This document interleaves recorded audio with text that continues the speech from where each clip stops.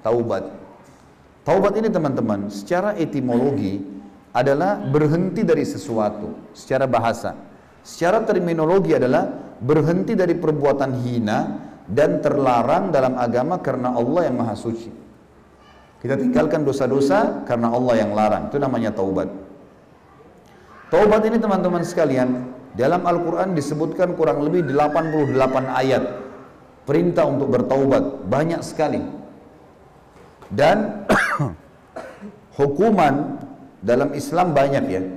Ada hukuman dari Allah langsung bagi pelaku dosa, biasanya sejenis dengan perbuatannya, atau mungkin Allah datangkan cobaan atau hukuman bagi dia yang berat bagi dia untuk bersihin.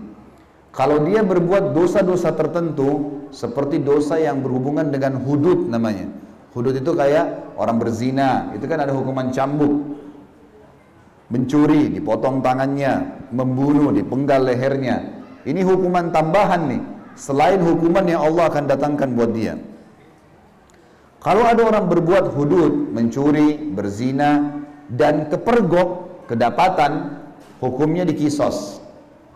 Kalau laki-laki, perempuan belum nikah dicambuk 100 kali, diasingkan 1 tahun. Kalau sudah berzina, sudah menikah, hukumnya dirajam, gitu kan. Orang yang berzina sementara dia sudah nikah, berarti dia mengancam dirinya dibunuh. Halal itu bagi pemerintah, bukan individu ya. Bagi pemerintah setempat, bukan orang-orang individu di sini. Kemudian orang yang mencuri sama, dipotong tangannya kalau kepergok. Tapi dalam Islam, kalau tidak kepergok dan dia taubat, maka dimaafkan. Contoh gini, ada teman-teman sini yang hadir mungkin atau di luar sana lah, pernah berzina, pernah ganggu istrinya orang, pernah berzina sama suaminya orang, pernah buat zina. Dia tidak tahu hukumnya atau mungkin dia anggap remeh dulu. Sekarang sudah taubat. Tidak ada dalam Islam datang melapor sama ustadz atau kiai, ini saya pernah berzina, bagaimana caranya? Nggak ada pengakuan dosa. Antara anda dengan Allah sudah. Tutup itu. Kita disuruh tutupin aib kita. Nggak boleh sengaja ceritain orang. Saya dulu pernah berzina, saya dulu pernah begini, nggak ada dalam Islam. Tutup. Orang lain kalau buat salah kita tahu, suruh tutupin. Kata Nabi SAW, man satara musliman, satarahullahu yawmal qiyamah. Siapa yang tutupi aib saudaranya muslim, Allah tutupin aibnya hari kiamat. Kita nggak boleh ceritain teman-teman. Tidak ada pengakuan dosa dalam Islam. Tapi kalau dia kepergok, ditangkap, hukumannya dihukum. Kalau dia taubat, kalau berhubungan dengan dosa hamba-hamba, seperti mencuri misalnya. Dia taubat nih, pernah dia mencuri, pernah buat nota palsu, pernah ngambil barangnya temannya. Intinya apa yang mencuri? Dia taubat sekarang, baru tahu hukum. Maka dia taubat kepada Allah nasuha, karena dosa besar mencuri. Taubat, janji tinggalkan dosa itu, tidak ulangi lagi mencuri, sesali, janji sama Allah tidak mengulanginya. Yang keempat, sibukkan dirinya dengan amal soleh. Tapi kalau dosa ini berhubungan dengan makhluk, mencuri misalnya ada barangnya orang, harus dikembalikan. Nggak boleh enggak. Kalau zina, antara kita sama Allah, taubat nasuha dimaafkan. Tapi ingat teman-teman, jangan ulangi. Karena pengulangan dosa ini berarti kembali lagi ancaman-ancaman tadi. Hidup sumpek, sesat, ada syaitan yang mendampinginya, susah khusyuk. Sedikit saja kita mau sholat digoda sama syaitan, tidak bisa kita konsentrasi. Tapi makin bersih dari dosa, makin bersih, makin enak kita ibadah. Bersedikit baru niat mau bangun malam, terbangun tengah malam. Baca Quran tersentuh. Hadir majelis ilmu berubah menjadi orang lebih baik. Jadi karena dosanya sudah makin tipis. Saya kasih begini timbangannya teman-teman. Kalau tangan kiri saya ini misalnya dianggap timbangan dosa, tangan kanan saya ini timbangan amal soleh ya. Kalau amal solehnya teman-teman sekalian masih berimbang sama dosanya, maka tidak akan pernah bisa khusyuk. Mustahil. Kenapa? Ada dosa yang ganjal. Apalagi kalau dosanya lebih banyak. Tiap hari buat dosa, sholat iya tapi masih bohong, sholat iya tapi masih zina, masih mabuk, maka dosanya lebih banyak dari pahalanya. Ini lebih susah lagi, tambah nggak bisa khusyuk. Teman-teman coba lihat ya, kalau dosa ini ditahan, bertobat sama Allah, dikunci kerannya, tutup pintunya. Lalu amal soleh dikerjakan, yang sudah rutin, 5 waktu sholat, baca Al-Quran berapa ayat setiap hari, zikir pagi sore, hadir majelis ilmu, jagalah sholat. Ini rate-nya kan naik nih. karena kita beribadah. Dosa ditahan karena kita nggak buat. Nanti ini akan datangkan kehusyuan teman-teman. Tiba-tiba kita jadi tersentuh, jadi ingat akhirat, ingat dosa-dosa kita dulu. Tiba-tiba kita jadi mau berbakti sama orang tua kita yang sudah lama kita nggak hubungin. Ini nanti naik terus rate-nya nih. Dan ini teman-teman, amal soleh yang kita kerjakan akan menghabiskan dosa kecil itu. Akan dimaafkan dosa kecilnya. Akan dimaafkan dosa-dosa kecilnya. Maka ini penting untuk dijaga. Dosa ini teman-teman, kalau saya bahasakan jiwa kita ini seperti ruangan. Jadi seperti ruangan ini, kalau tembok kita jebol, ada tembok yang jebol, lubang. Ada dari situ angin masuk, nyamuk masuk, serangga bisa masuk. Kalau hujan, air hujan bisa masuk. Ini saya ibaratkan dengan jiwa kita yang sedang jebol dengan dosa-dosa. Jadi jebolnya tembok ini jiwa kita lagi jebol nih, lagi ada bisa masuk macam-macam nih, serangga, hujan segala. Ada dua cara untuk kita membela diri, melindungi diri. Yang pertama tidak efektif, yang kedua efektif. Yang tidak efektif teman-teman sekalian, kita ambil selimut saja. Pakai selimut di tempat kita. Sehingga hujan masih masuk, serangga masih masuk, bau nggak enak masih masuk. Kita memang terlindungi, tapi sedikit kita bergerak, tersingkap selimutnya, kedinginan. Ruangan kita jadi kotor. Ini ibaratnya teman-teman yang sudah tahu pekerjaannya berbahaya bagi dia, yang sudah tahu lingkungannya berbahaya, teman-temannya berbahaya, masih bertahan di situ. Dia cuma pakai selimut. Tapi setiap saat bisa tergoda. Kalau kita tetap berteman sama 10 orang peminum khamr, kita nggak minum khamr. Saya nggak apa-apa, saya bertahan dengan iman saya. Susah teman-teman, manusia. Orang bisikin kuping kita saja, saya mau kencing ya, kita juga mau ikut kencing tuh. Manusia gampang terpengaruh. Lapar nih mau makan, kita juga, oh iya ya, makan, lapar tiba-tiba. Connect langsung. Kuping kita ini, mata kita teman-teman, hidung dan lidah, ini connect dengan hati nih. Kita dengar apapun masuk ke sini nih. Makanya masuk pengajian masuk ke hati. Masuk juga dengar maksiat, masuk juga dalam hati. Jadi dikontrol dengan ini jadi ngaco semua nih. Kalau salah salah, kalau benar benar. Karena ini connect semua. Apa yang kita lihat? Saya nonton film 2 jam. Oh nggak apa-apa, saya nggak terpengaruh. Bohong. Gimana caranya nggak terpengaruh? Mata kita connect dengan hati. Sedih kita sedih, senang ya kita senang, lucu ya kita ketawa, gitu kan? Ya terpengaruh lah. Makanya caranya ditutup memang nggak bisa, harus tutup kerannya. Cara yang kedua efektif, beli semen, beli batu bata, tutup tuh tembok, cat, biar nggak pakai selimut aman. Faham maksudnya? Jadi di sini teman-teman sekalian, berhentikan tuh pintu maksiat tuh. Udah, putus hubungan, apapun resikonya. Saya nggak mau lagi buat itu. Pokoknya saya nggak mau. Nanti kita fokus dengan ibadah. Teman-teman mungkin bilang, kalau saya berhenti tempat kerja saya nggak tahu mau kerja apa Ustaz. Subhanallah. Pernah kemarin di Jakarta ada satu teman datang pengajian saya kerja di bank konvensional. Maaf teman-teman kalau ada kerja di situ. Mudah-mudahan Allah bisa nangkap pelajaran lah. Orang ini teman-teman 30 tahun umurnya. Saya tanya, dia kerja di bank konvensional. Dia bilang, Ustaz saya sudah dengar ceramah Ustaz tentang riba. Saya ingin tinggalkan riba. Saya ingin tobat Ustaz. Dia bilang tapi saya ini hidup dan menghidupkan istri anak saya dari gaji saya. Kalau saya berhenti, saya mau kasih makan apa? Lalu saya tanya, Mas umurnya berapa sekarang? Dia bilang 30 tahun Ustaz. Sudah berapa tahun kerja di bank konvensional? 3 tahun. Baik, saya mau bahas ya Mas, umur Mas 27 tahun ke belakang. Mau? Mau. Saya nggak bahas yang 3 tahun ya, yang 27 tahun ke belakang. Mulai dari umur Mas 0. 0 ini di rahim ibu. Sekarang teman-teman kalau ada umur 25 tahun di sini, jangan bilang umurnya 25 tahun ya. Umur Anda tuh 25 tahun plus 9 bulan. 9 bulan tuh ada umur di perut juga tuh, kita nggak hitung. Itu ada bonusnya 9 bulan tuh. 0 sampai 9 bulan di rahim ibu. Mas pernah berpikir nggak makan dari mana? Minum dari mana? Nggak pernah Ustaz. Ya.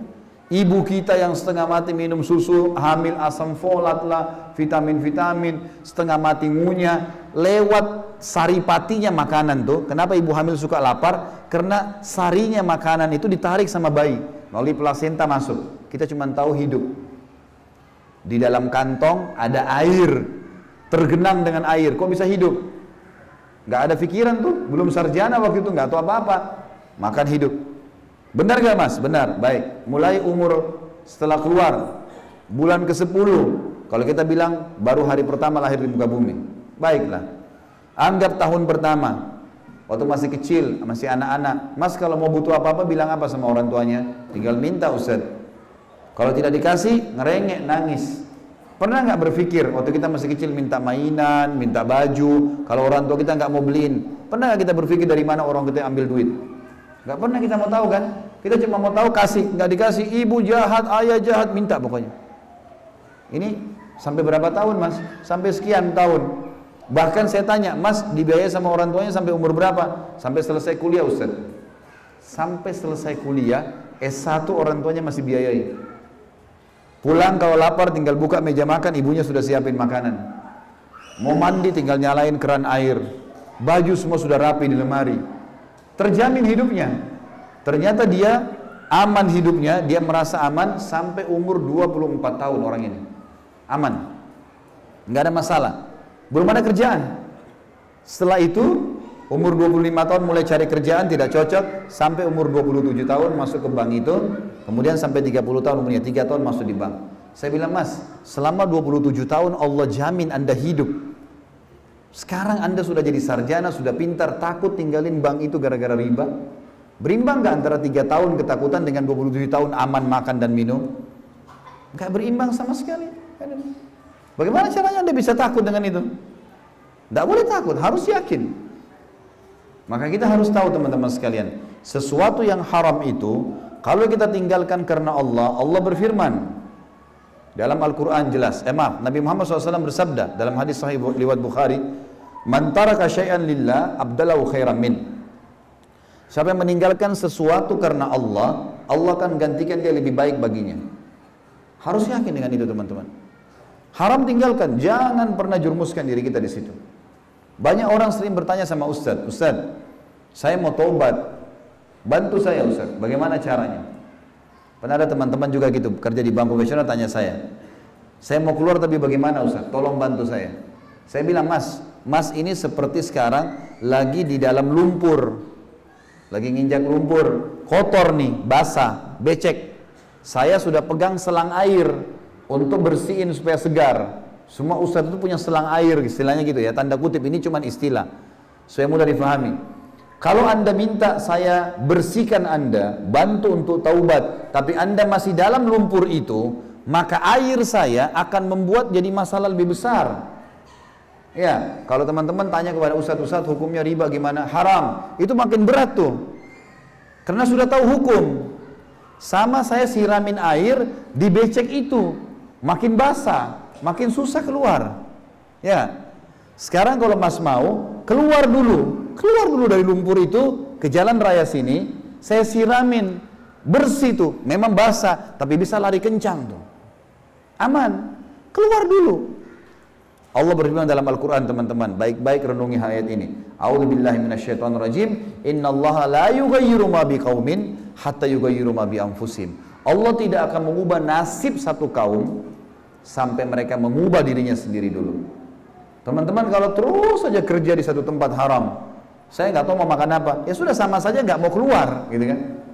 Nggak mau mengubah nasibnya, maka dia begitu terus keadaannya. Keluar dulu. Baru ikhtiar, baru Allah kasih jalan keluar. Semut di lubangnya teman-teman, ribuan jutaan semut hidup Allah kasih rezeki. Ikan di lautan, burung-burung yang berterbangan, banyak makhluk Allah selain kita dikasih makanan dan minuman. Lalu kenapa kita menganggap kita nggak bisa dikasih hidup sama Allah? Hidup teman-teman sekalian, dan tidak mungkin tidak sampai kepada kita kalau sudah jadi rezeki kita. Harus difahamin masalah ini. Orang kalau taubat Allah maafkan. Allah berfirman tentang pencuri misalnya ya. Dalam disebutkan dalam Al-Quran surah Al-Ma'idah surah nomor 5 ayat 38 sampai 39. Al-Ma'idah surah nomor 5 ayat 38 sampai 39. A'udzubillahi minasyaitonirrajim. Was-sariqu was-sariqatu faqta'u aydiyahuma jazaa'an bima kasaba nakalan minallah wallahu azizun hakim. Laki-laki yang mencuri dan perempuan yang mencuri, kalau kepergok mencuri, potonglah tangan keduanya. Pemerintah yang potong, bukan individu, bukan suku, bukan keluarga, pemerintah setempat. Potonglah tangan keduanya sebagai pembalasan bagi apa yang mereka kerjakan dan sebagai siksaan dari Allah, dan Allah Maha Perkasa lagi Maha Bijaksana. Lalu Allah sebutkan di ayat 39-nya, lihat kebijaksanaan dari Allah. Faman taba mim ba'di zulmihi wa aslaha fa innallaha yatubu alaihi innallaha ghafurur rahim. Barang siapa yang bertaubat di antara pencuri-pencuri itu sesudah mereka melakukan kejahatannya dan memperbaiki dirinya, sesungguhnya Allah menerima taubatnya, karena sesungguhnya Allah Maha Pengampun lagi Maha Penyayang. Artinya kalau taubat Allah maafkan, yang penting mau taubat, itu intinya, gitu kan? Dalam surah Al-An'am, surah nomor 6 ayat 54, Allah juga berfirman, a'udzubillahi minasyaitonirrajim, wa idza ja'aka alladziina yu'minuuna biayatina faqul salamun 'alaikum kataba rabbukum 'ala nafsihi rahmah annahu man 'amila minkum su'an bijahalatin thumma taaba min ba'dihi wa aslaha fa annahu ghafurur rahim.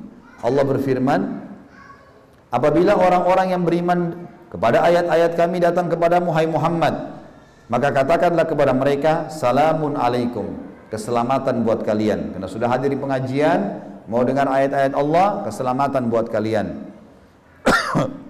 Tuhan kalian telah menetapkan atas dirinya kasih sayang, yaitu bahwasanya barang siapa yang berbuat kejahatan di antara kalian karena kejahilan, dia tidak tahu, dia lalai, kemudian ia bertaubat, setelah mengerjakannya dan mengadakan perbaikan, dia mau beramal soleh, sesungguhnya Allah Maha Pengampun lagi Maha Penyayang. Juga dalam surah Al-Furqan, dalil-dalil yang Allah suruh kita taubat, taubatlah, taubatlah, Allah terima, yang penting mau taubat. Surah Al-Furqan, surah nomor 25 ayat 71. A'udzubillahi minasyaitonirrajim, wa man taba wa amila salihan fa innahu yatubu ilallahi mataba. Dan orang-orang yang bertaubat dan mengerjakan amal saleh, maka sesungguhnya dia bertaubat kepada Allah dengan taubat yang sebenar-benarnya. Kemudian dalam surah yang lain, surah An-Nisa, surah nomor 4 ayat 17. Maaf ini agak banyak ayat saya bacakan, karena memang kita mau tahu ternyata Allah Subhanahu wa taala memang mau memaafkan kita asal mau taubat gitu. A'udzubillahi minasyaitonirrajim. An-Nisa ayat 17. Innamat taubatu 'alallahi lilladzina ya'maluna as-su'a bijahalatin tsumma yatubuna min qaribin fa ulaika yatubu 'alaihim wa kana Allahu 'aliman hakima. Sesungguhnya taubat di sisi Allah hanyalah taubat bagi orang-orang yang mengerjakan kejahatan lantaran kejahilan. Kata ulama tafsir, jahil artinya berbuat maksiat karena tidak tahu, atau orang itu durhaka kepada Allah dengan sengaja atau tidak sengaja, atau orang itu melakukan kejahatan karena kurang kesadaran, lantaran sangat marah atau karena dorongan hawa nafsu. Semua masuk di sini. Kata Allah, yang kemudian mereka bertaubat dengan segera, maka mereka itulah yang diterima taubatnya, dan Allah Maha mengetahui lagi Maha bijaksana. Kemudian juga teman-teman sekalian, dalam hadis, dalam ayat Al-Quran, surah Al-Ahzab, surah nomor 33 ayat 73, tentang orang-orang munafik, orang-orang musyrik, orang-orang kafir, sudah berbuat dosa-dosa besar, macam-macam kesalahan mereka, tapi mereka taubat, Allah masih menerima taubatnya. Allah berfirman, liyu'adziballahu al-munafiqina wal munafiqati wal musyrikina wal musyrikat wa yatuballahu 'alal mu'minina wal mu'minat wa kana Allahu ghafurur rahima. Sehingga Allah mengazab orang-orang munafik laki-laki dan perempuan, dan orang-orang musyrik laki-laki dan perempuan, dan Allah menerima taubat kalau ada di antara mereka yang mau taubat, orang-orang mukmin laki-laki dan mukmin perempuan, dan Allah Maha Pengampun lagi Maha Penyayang. Di dalam hadis Nabi Muhammad SAW riwayat Imam Muslim berbunyi, hai sekalian manusia, bertaubatlah kalian kepada Allah, sesungguhnya aku bertobat dalam sehari 100 kali. Dalam hadis yang lain juga kata Nabi SAW, barang siapa yang bertobat sebelum matahari terbit dari barat, niscaya Allah akan menerima taubatnya. Hadis yang lain juga riwayat Muslim, kata Nabi SAW, sesungguhnya Allah membentangkan tangannya pada malam hari untuk menerima taubat orang yang berbuat kesalahan pada siang hari, dan membentangkan tangannya pada siang hari untuk menerima taubat orang yang berbuat kesalahan di malam hari, demikian hingga matahari terbit dari barat. Juga dalam hadis yang masyhur, kata Nabi SAW, Allah lebih gembira dengan tobat seseorang di antara kalian daripada seseorang yang pergi ke padang pasir membawa tunggangannya, untanya, berikut bekal-bekalnya. pada saat tiba di tengah-tengah padang pasir, dia tertidur di bawah pohon, untanya dan bekalnya hilang. Waktu dia bangun, dia kaget. Nggak ada lagi orang-orang, tengah padang pasir sendirian, nggak ada tunggangan, nggak ada bekal. Lalu dia cari untanya, keliling sampai dia putus asa. Setelah dia putus asa, dia bilang, saya lebih baik kembali ke bawah pohon tadi yang saya tidur. Lalu saya tidur, mudah-mudahan pada saat saya bangun saya sudah mati. Ternyata waktu dia tidur di bawah pohon kembali, dia bangun, dia temukan untanya sama tunggangannya di depannya. Maka gembiranya bagaimana pada saat itu? Kata Nabi SAW, Allah lebih gembira daripada orang itu dengan taubat hambanya. Allah mau kita taubat teman-teman sekalian, mau kita kembali ke jalannya. Dan Allah cuma mau tahu sekarang ke depan. Nanti kan kita lihat kisah orang-orang yang sudah taubat. Allah nggak mau nilai lagi masa lalu seseorang, tapi sekarang ke depan. Dan ingat, umur terbatas teman-teman. Kapan orang menunda-nunda taubat, nggak ada jaminan dia bisa meninggal sebelum taubat. Maksudnya bisa taubat sebelum meninggal. Juga yang jadi masalah teman-teman sekalian, pada saat dia tidak meninggalkan dosa-dosa itu, maka dia akan jauh dari derajat-derajat di surga. Rugi sekali. Mestinya segera tobat, ganti sudah dengan ibadah-ibadah. Karena masalahnya, amal-amal soleh yang terhilangkan beberapa tahun yang lalu karena dia belum taubat, itu tidak bisa diulangi. Beda teman-teman orang yang sudah 50 tahun sholat, 50 tahun puasa Senin Kamis, 50 tahun sholat duha, dengan orang baru taubat 2 tahun lalu. Pasti beda, secara derajat di surga, balasan beda sekali, gitu kan? Tapi yang 2 tahun ini masih lebih baik daripada orang yang belum tobat sama sekali. Maka jangan tunda, karena amal soleh banyak yang ketinggalan buat kita. Selanjutnya teman-teman sekalian, kita masuk ke syarat diterimanya taubat. Syarat diterimanya taubat tadi sudah saya sebutkan. Kalau taubat dari dosa besar, meninggalkan dosa itu seketika, berhenti total, sesali, janji sama Allah tidak ulangi, dan sibukkan sisa umur dengan amal soleh. Ini harus kita kerjakan teman-teman sekalian, sehingga diterima taubat kita. Kalau orang bertaubat, ada banyak manfaat yang dia dapat. Yang pertama, dia dijamin masuk surga kalau mati. Allah berfirman dalam surah Maryam, surah nomor 19 ayat 60, tentang orang yang taubat, kalau mati dijamin masuk surga. Surga ini tempat abadi teman-teman sekalian. Kata Nabi SAW, surga itu tempat yang abadi. Tidak ada lagi capek, nggak ada gangguan orang, tidak ada letih, tidak ada beringus, tidak ada buang air besar, tidak ada buang air kecil. Semua makanan dan minuman yang dimakan oleh ahli surga yang tidak dibutuhkan oleh tubuhnya akan keluar dalam bentuk keringat yang lebih wangi dari bau kasturi. Semua laki-laki seperti ayahnya Adam 60 siku ke langit, semua perempuan seperti ibunya Hawa 40 siku ke langit. Umur mereka 33 tahun, tidak bertambah sehari, tidak berkurang sehari. Kalau ada kakek kita meninggal umur 100 tahun, nenek kita 90 tahun, ketemu 33 tahun. Kalau ada cucu kita atau anak kita meninggal umur 2 bulan, ketemu 33 tahun. Tidak bertambah sehari, tidak berkurang. Tempat abadi. Target kita memang surga. Karena Allah ciptakan Adam AS, kakek ayah kita, untuk ke surga. Kita turun sebentar, lalu kita kembali ke sana. Allah berfirman dalam surah Maryam ayat 60 tadi, A'udzubillahi minasyaitonirrajim, illa man taba wa amana wa amila salihan fa ulaika yadkhulunal jannata wa la yudhlamuna syai'a. Orang-orang yang taubat lalu beriman sama Allah dan beramal saleh, sibuk setelah itu dengan amal saleh. Tadinya enggak pernah salat, sekarang salat, gitu kan? Beramal saleh. Maka mereka itu akan masuk surga dan tidak dianiaya sedikit pun. Jelas jaminan akan masuk ke dalam surga. Kemudian teman-teman sekalian, dalam surah At-Tahrim, surah nomor 66 ayat 8, Allah juga berfirman, A'udzubillahi minasyaitonirrajim, ya ayyuhalladzina amanu tubu ilallahi taubatan nasuha asa rabbukum an yukaffira ankum sayiatikum wa yudkhilakum jannatin tajri min tahtiha al-anharu tajri min tahtiha al-anharu yawma la yukhzillahu an-nabiyya walladzina amanu ma'ah nuruhum yas'a baina aydihim wa bi aymanihim yaquluna rabbana atmim alaina nurana waghfir lana innaka ala kulli syai'in qadir. Hai orang-orang yang beriman, bertaubatlah kalian segera dengan taubat nasuha kepada Allah, taubat semurni-murninya.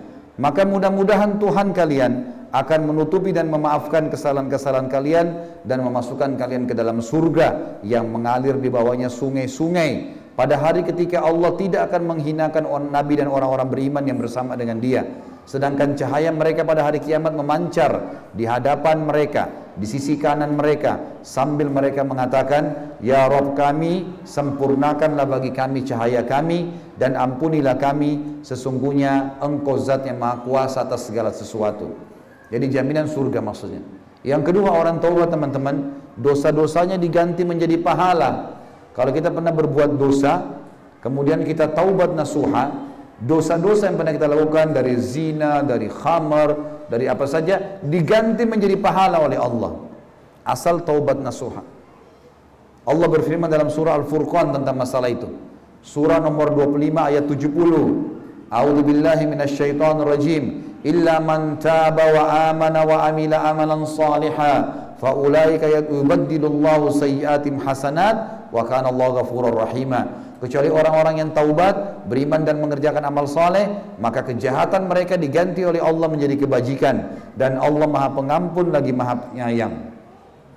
Surah Asy-Syura, surah nomor 42 ayat 25. Lihat bertubi-tubi Allah ingatkan kepada kita, diganti dosa kita menjadi pahala, menjadi tambahan aset di timbangan amal kita. Asy-Syura surah nomor 42 ayat 25 berbunyi, A'udzubillahi minasyaitonir rajim, wa huwal ladzi yaqbalu taubata an ibadihi wa ya'fu 'anis sayyiati wa ya'lamu ma taf'alun. Dan dialah yang menerima taubat hamba-hambanya dan memaafkan kesalahan-kesalahan dan mengetahui apa yang kalian lakukan. Yang ketiga teman-teman, dijanjikan bagi orang yang taubat keberuntungan dan kebahagiaan di dunia. Surah An-Nur, surah nomor 24 ayat 31 berbicara masalah itu. A'udzubillahi minasyaitonir rajim. Wa qul lil mu'minati yaghdudna min absarihinna wa yahfadna furujahunna wa la yubdina zinatahunna illa ma dhahara minha wal yadribna bi khumurihinna ala juyubihin wa la yubdina zinatahunna illa ma dhahara illa li bu'ulatihinna aw abaihinna aw abai bu'ulatihinna أو أبنائهن أو أبناء بؤولتهن أو إخوانهن أو بني إخوانهن أو بني أخواتهن أو نسائهن أو ما ملكت أيمانهن أو التابعين غير أولي الإربة من الرجال أو الطفل الذين لم يظهروا على عورات النساء ولا يضربن بأرجلهن ليعلم ما يخفين من زينتهن وتوبوا إلى الله جميعا أيها المؤمنون لعلكم تفلحون. Katakanlah kepada wanita-wanita yang sudah beriman, setelah mereka tahu mana halal haramnya Allah, hendaklah mereka menahan pandangan dan kemaluan mereka dari yang haram, dan janganlah mereka menampakkan perhiasan mereka kecuali yang biasa nampak darinya saja, dan hendaklah mereka menutupkan kain kudung ke dadanya. Jadi wajah sama telapak tangan yang maksimal bisa terlihat secara umum.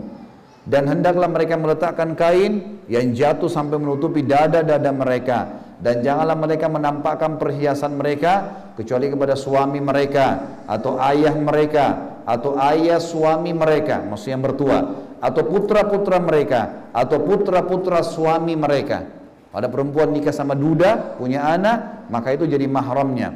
Atau saudara-saudara laki-laki mereka, saudara mereka, atau putra-putra saudara laki-laki mereka, maksudnya keponakan, atau putra-putra saudara perempuan mereka, ponakan dari saudara laki-laki atau saudara perempuan, atau wanita-wanita Islam sesama dengan wanita boleh memperlihatkan, atau budak-budak yang mereka miliki, atau pelayan-pelayan laki-laki yang tidak mempunyai keinginan terhadap wanita. Jadi misalnya ada seseorang yang sudah sangat tua, laki-laki 80-90 tahun, kerja kebun, bersihin kebun, dia sudah tidak ada keinginan untuk menikah. Maka untuk laki-laki seperti ini dianggap oleh Allah tidak mengapa terlihat sebagian. Yang boleh dilihat oleh mahram itu kan leher ke atas, siku ke bawah, lutut ke bawah, gitu. Tapi bagi laki-laki yang sudah sangat tua di sini, atau anak-anak yang belum mengerti tentang aurat wanita, di bawah 3 tahun, 5 tahun, 10, sebelum balik ya, tapi biasanya di bawah 7 tahun kata ulama.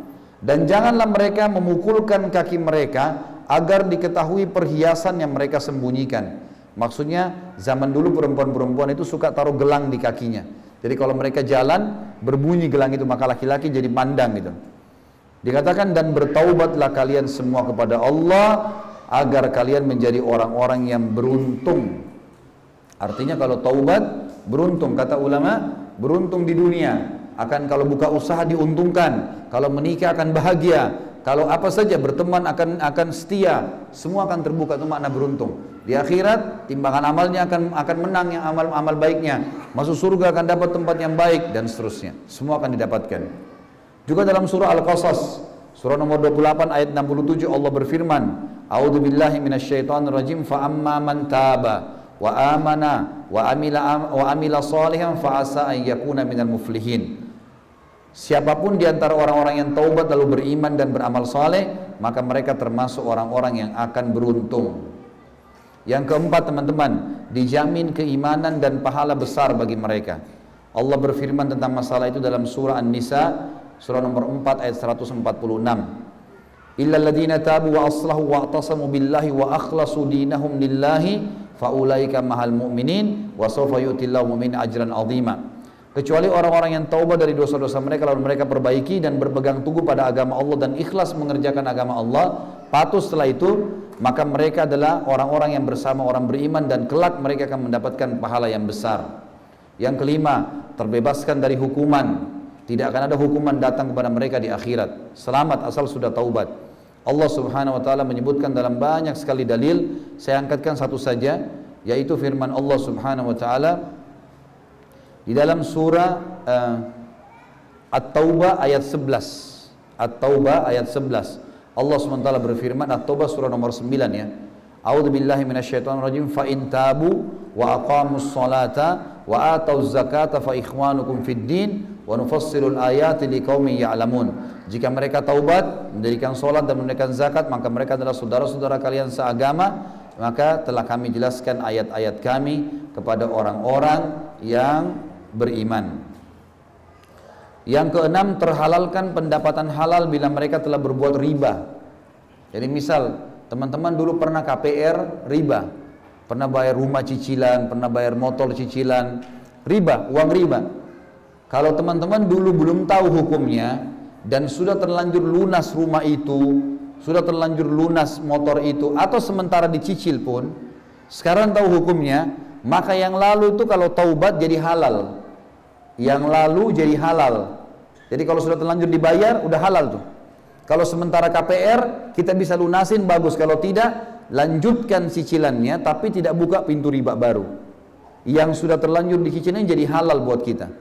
Allah menyebutkan masalah itu, jadi judulnya terhalalkan pendapatan haram bila riba. Surah Al-Baqarah, surah nomor 2 ayat 275. Ini teman-teman hafal baik-baik surah ini. Surah nomor 275. Setiap orang tanya masalah riba, kembalikan Al-Baqarah 275. Al-Baqarah 275. Allah berfirman, A'udzubillahi minasyaitonirrajim. Alladzina ya'kuluna riba la yakumuna illa kama yakumul ladzi yatakhabbathu asyaitanu minal mas. Dzalika bi annahum qalu innamal bay'u mithlu riba wa ahallallahu al-bay'a wa harrama riba faman ja'ahu mau'izatun min rabbih fantaha falahu ma salafa amru ila Allah wa man 'ada fa ulaika ashabun nari hum fiha khalidun. Orang-orang yang memakan riba tidak dapat berdiri melainkan seperti berdirinya orang yang kemasukan syaitan lantaran tekanan penyakit gila. Teman-teman sekalian, ini jangan dianggap remeh ya. Saya selalu nasihatin jemaah saya di Jakarta, kalau bapak ibu sudah tahu riba, berhenti. Kalau sudah tahu tetap ngotot, Allah mengancam dengan penyakit gila nih. Dan subhanallah, kebanyakan mereka yang tetap ngotot dengan riba kalau sudah tahu, pasti hidupnya stres berat, dalam kondisi mendekati gila atau bahkan jadi gila. Banyak. Ini bahaya sekali. Allah bilang, orang-orang yang tetap ngotot makan riba, sudah tahu hukumnya, tidak dapat berdiri melainkan seperti orang yang kemasukan syaitan lantaran tekanan penyakit gila. Keadaan mereka yang demikian itu karena mereka mengatakan bahwasanya jual beli sama saja dengan riba. Padahal Allah menghalalkan jual beli dan mengharamkan riba. Orang-orang yang telah sampai kepadanya larangan dari Tuhannya, lalu terus berhenti, langsung tidak mau lagi lanjutin riba itu, atau berhenti, maka baginya yang telah diambil dulu, rumah yang sudah di KPR, ya, kemudian apa yang sudah berjalan dulu, motor, segala mobil, sudah halal, kata Allah. Sebelum datang larangan, asal dia belum tahu waktu itu.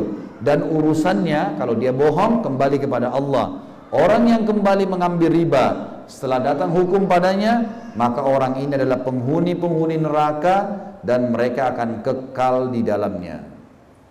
Baik teman-teman sekalian, manfaat selanjutnya dijamin rezeki. Orang yang taubat akan terbuka rezekinya.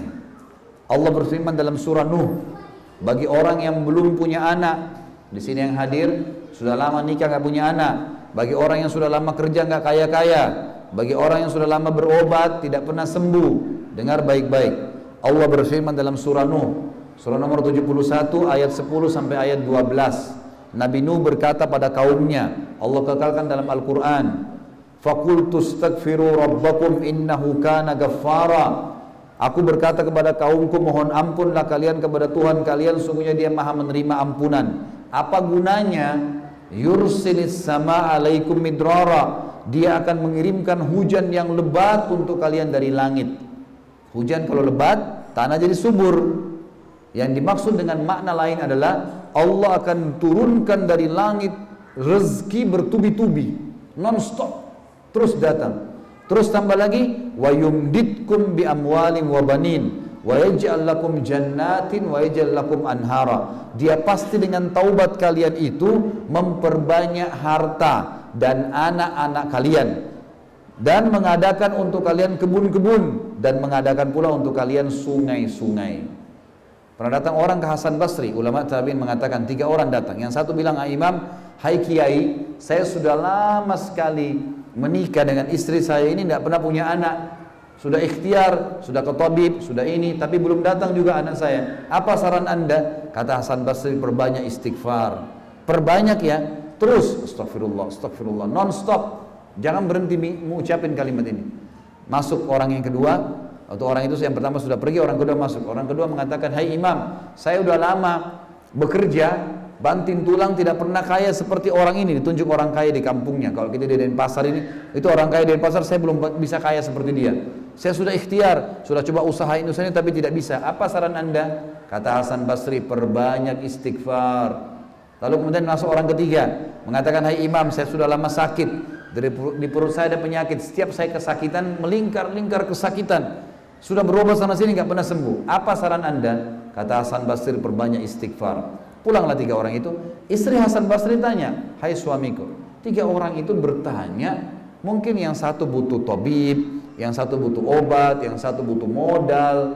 Kenapa Anda cuma suruh istighfar? Kata Hasan Basri, tidakkah kau baca firman Allah tadi yang kita bacain, surah Nuh ayat surah nomor 71 ayat 10 sampai ayat 12. Nuh berkata, beristighfarlah kalian kepada Tuhan kalian, karena Dia Maha menerima taubat hamba-hambanya. Niscaya Dia akan menurunkan hujan yang lebat, rezeki bertubi-tubi, dan memperbanyak harta, juga anak-anak kalian, dan melebatkan kebun-kebun kalian, juga memperbanyak sungai-sungai buat kalian. Ngalir sungainya bisa dipakai. Jadi menentukan rezeki teman-teman. Orang yang taubat yang terakhir, yang ke-8 yang dapat adalah jaminan Allah berikan kekuatan. Yang makna lain adalah tidak akan pernah sakit. Orang yang biasa taubat, nasuha, itu para ulama-ulama sampai akhir hidup. Belum pernah ada sejarah teman-teman sekalian orang-orang soleh mati kena penyakit kronis. Selalu matinya mereka dalam keadaan tenang, senyum, ada sakit ringan. Allah menjanjikan orang yang taubat dikasih kekuatan, kemenangan, kesembuhan dari penyakit. Banyak orang tadinya penyakitnya banyak, begitu taubat nasuha, betul-betul beribadah sama Allah, jadi sembuh semuanya.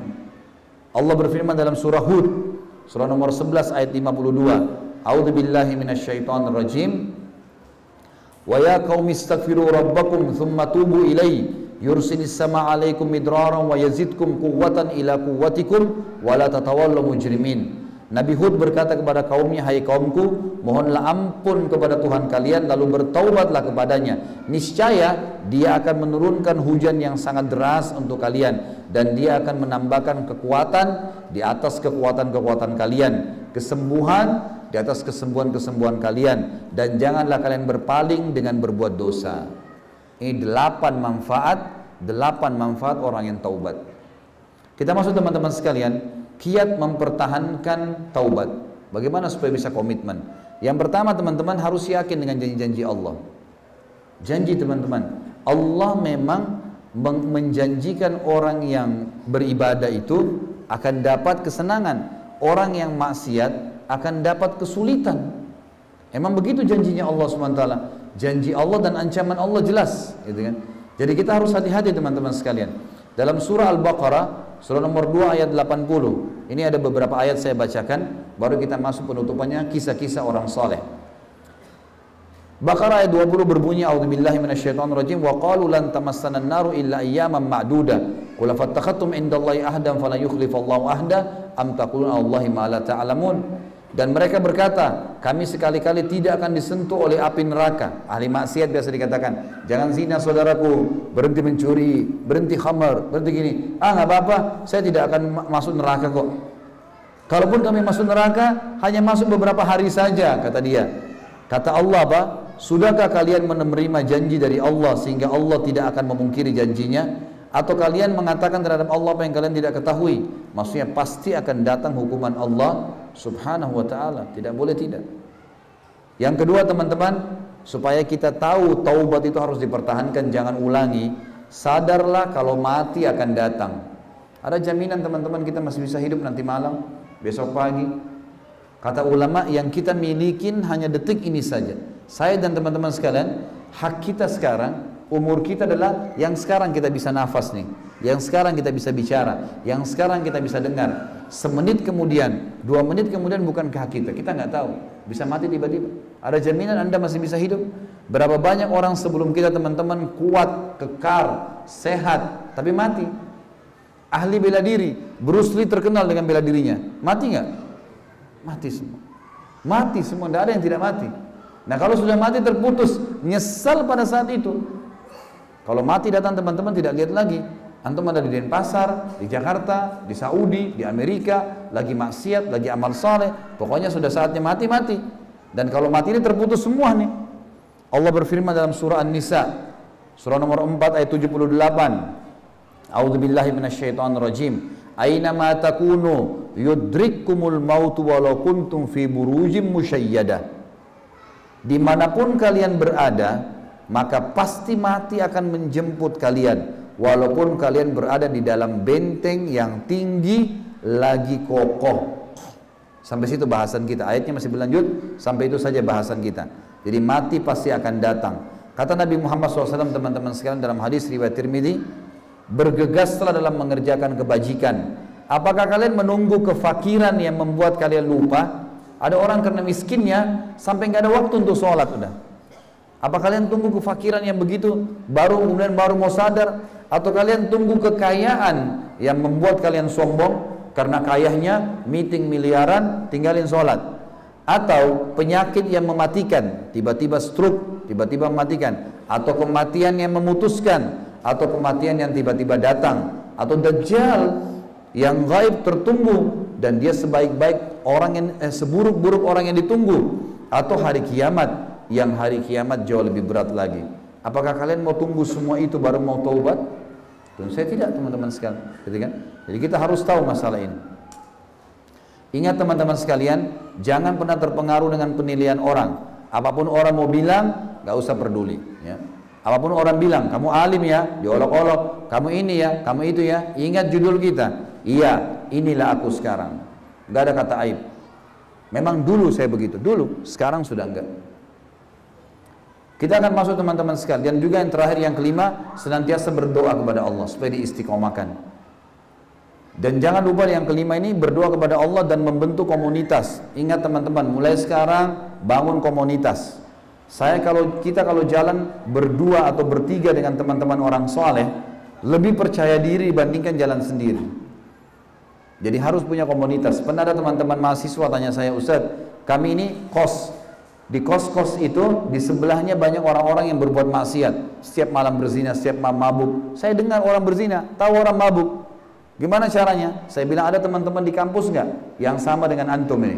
Maksudnya sudah mulai ngerti, sudah mulai ikut pengajian? Ada. Baik, kumpul, buat komunitas, sewa tempat, tinggal sama-sama. Jadi kalau azan sama-sama ke masjid, saling mengingatkan, bentuk komunitas. Karena kita kalau ada komunitas, teman-teman sekalian, kita akan lebih percaya diri. Satu orang pakai jilbab jalan dengan 10 orang pakai jilbab, beda. Yang 10 orang pasti lebih percaya diri jalan, kan gitu. Jadi harus bentuk komunitas ini.